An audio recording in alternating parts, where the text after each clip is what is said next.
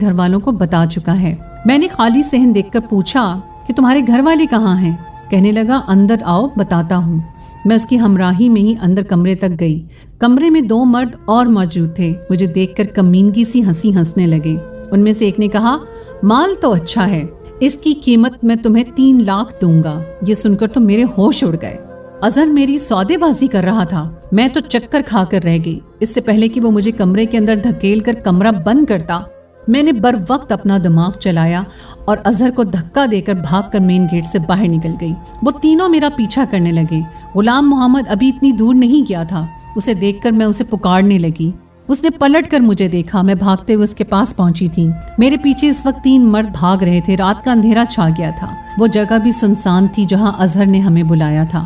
میں ڈری سہمی غلام محمد کے پیچھے جا چھپی۔ وہ تینوں مرد ہم تک پہنچ گئے تھے۔ غلام محمد سے کہنے لگے اس لڑکی کو ہمارے حوالے کر دو ورنہ تمہیں جان سے مار دیں گے۔ اس نے جواب دینے کے بجائے انہیں مارنا شروع کر دیا۔ بدلے میں وہ لوگ بھی غلام محمد کو مارنے لگے۔ ایک شور سا مچ گیا۔ کچھ دیر میں لوگوں کا ہجوم سا لگ گیا۔ خدا کی کرنی یہ ہوئی کہ وہاں سے پولیس موبائل گزر رہی تھی۔ پولیس کو دیکھ کر وہ لوگ بھاگنے کی کوشش کرنے لگے لیکن پکڑے جا چکے تھے۔ پولیس کب سے ان کی تلاش میں تھی۔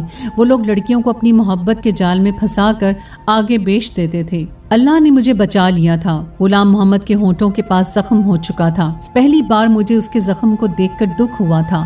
وہ مجھے خاموشی سے بس اسٹاپ تک لے گیا۔ میں اس کے سامنے نظریں اٹھانے کے قابل نہیں رہی تھی۔ وہ ان پڑھ ہو کر بھی باز ظرف نکلا تھا۔ مجھے اپنا آپ اس کے سامنے چھوٹا سا لگنے لگا۔ وہ مجھ سے پوچھنے لگا کہ زارا کہاں جانا چاہتی ہو؟ اپنے والدین کے پاس؟ میں نے کہا مجھے آپ کے ساتھ جانا ہے۔ میری بات سن کر اس نے مجھے بڑی حیرت سے دیکھا تھا۔ میں اس کے ظرف کے سامنے ریزہ ریزہ سی ہو کر رہ گئی تھی۔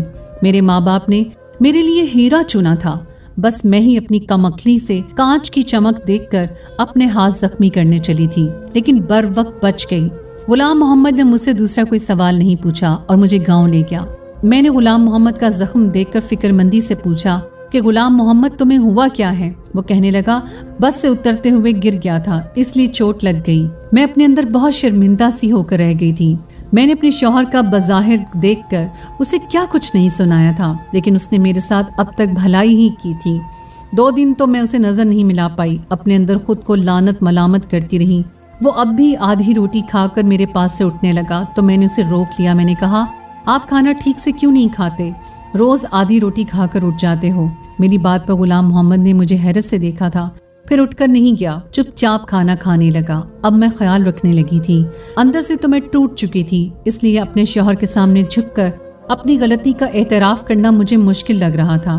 میں چاہتی تھی کہ وہ مجھے خود سے معاف کر دے، لیکن وہ چپ تھا۔ رات کو دیر کمرے میں آتا اور زمین پر چادر بچھا کر لیٹ جاتا۔ ایک دن میں نے اپنی ساری ہمت مجتمع کر کے اس کے سامنے بیٹھ گئی۔ میں نے کہا غلام محمد مجھے معاف کر دیں، میں نے آپ کو سمجھنے میں غلطی کر دی۔ ہیرا چھوڑ کر میں کانچ کا سودا کرنے چلی تھی۔ میں روتے ہوئے اپنی غلطی کا اعتراف کر رہی تھی، لیکن وہ اب بھی خاموش تھا، کچھ نہیں بولا، نہ ہی مجھے چپ کروایا۔ اپنا تکیہ اٹھا کر زمین پر سونے لگا۔ میں نے کہا آپ کی جگہ یہاں نہیں ہے، آپ اوپر سو جائیں۔ میں جانتی ہوں کہ میری غلطی چھوٹی نہیں ہے، بہت بڑی ہے۔ میں نے آپ کا بہت دل دکھایا ہے، لیکن آپ نے ابھی تک اپنا اعلیٰ ظرف ہی مجھے دکھایا ہے۔ ہو سکے تو مجھے معاف کر دینا۔ مجھے لگا اب وہ ضرور میری کوتاہی کو معاف کر کے مجھے سینے سے لگا لے گا، لیکن وہ نہ جانے کیوں مجھے ٹکٹکی باندھے دیکھ رہا تھا۔ اس کی چپ مجھ سے صحیح نہیں جا رہی تھی۔ میں نے کہا غلام محمد کچھ تو کہیں، آپ چپ کیوں ہیں؟ مجھے ڈانٹ لیں، اپنا غصہ مجھ پر نکال لیں، مجھے معاف کر دیں۔ میں اس کی منت سماجت پر اتر آئی تھی، لیکن اس کی چپ ہنوز تھی، وہ نہیں ٹوٹی۔ ہماری شادی کو 6 ماہ بیت گئے تھے۔ شادی کے بعد جو چپ کا قفل غلام محمد نے اپنے ہونٹوں پر لگایا، وہ میری منت سماجت اور رونا دھونا بھی نہ کھول سکا۔ وہ مجھے خالی آنکھوں سے دیکھ رہا تھا، چپ چاپ لیٹ گیا۔ صبح چند کاغذات میرے ہاتھ میں تھما دیے، مجھ پر تو گویا آسمان گر پڑا تھا۔ میں تڑپ تڑپ کر رونے لگی، کہنے لگی غلام محمد مجھے طلاق مت دو۔ میں اس کے سامنے رونے بلکنے لگی، کہنے لگا تم پڑھی لکھی ہو، اسے پڑھ کر سائن کر دینا۔ یہ کہہ کر کمرے سے باہر نکل گیا۔ مجھے نہیں معلوم تھا کہ مرد کے دل سے اتر جانے کے بعد عورت اپنی غلطی پر جتنی چاہے معافی مانگ لے، اسے وہ عزت پھر سے نہیں ملتی، یا شاید مرد سب کچھ سہ لیتا ہے، بس دوسرا مرد برداشت نہیں کر سکتا۔ मैं वो कागजात को हाथ में लेकर फूट फूट कर रोती रही। मेरी इतनी हिम्मत ना हुई वो कागज पढ़ूं। मैंने सोच लिया था कि रात को गुलाम मोहम्मद के पांव पड़कर माफी मांग लूंगी, लेकिन तलाक नहीं लूंगी। रात को जब वो कमरे में आया तो मैं उसके पांव में बैठ गई, गिड़गिड़ा कर उससे माफी मांगने लगी। उसने मुझे दोनों बाजुओं से पकड़कर खड़ा किया, कहने लगा, तुम कागज पढ़ लेती तो यूं ना रोती, वो तलाकनामा नहीं है। फिर दराज से निकालकर मुझे कागज पकड़ा दिए। मैंने आंसू पोंछकर जब कागज देखे तो वो जमीन के कागजात थे जहां वो हल चलाता था। अपने हिस्से की सारी जमीन वो मेरे नाम कर रहा था। मैंने हैरत भरी नजरों से देखा कि वो अपना सब कुछ मुझे क्यों सौंप रहा है। मैंने कहा, गुलाम मोहम्मद ये सब मेरे नाम क्यों कर रहे हैं? कहने लगा, इसलिए कि तुम मेरी बीवी हो। मैं कल शहर जा रहा हूँ, कुछ दिन के बाद लौटूंगा। गुलाम मोहम्मद ने मेरे लाख मना करने पर मुझे साइन करवा लिए।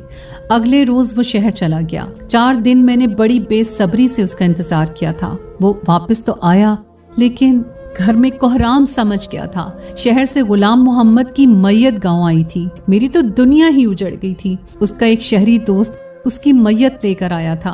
उसी ने बताया कि पिछले 2 माह पहले ही गुलाम मोहम्मद को मालूम हुआ कि उसे कैंसर है, वो ज्यादा दिन नहीं बच सकेगा। ना जाने पिछले 6 माह से कौन सा अमल उसे खाए जा रहा था, जिसका नतीजा उसकी जान ही ले गया। मुझ पर तो गशी के दौरे पड़ने लगे थे। 2 दिन बाद मैंने कुछ होश संभाला तो एक खत मुझे मेरी सास ने दिया। कहने लगी, ज़ारा, ये गुलाम मोहम्मद के दोस्त ने दिया है। कह रहा था, गुलाम मोहम्मद ने तुम्हारे नाम भेजा है। ये सुनकर मुझे हैरत का झटका लगा था। मैंने अपनी सास से कहा कि खाला, गुलाम मोहम्मद तो अनपढ़ था, फिर खत कैसे लिखा? उसने कहा।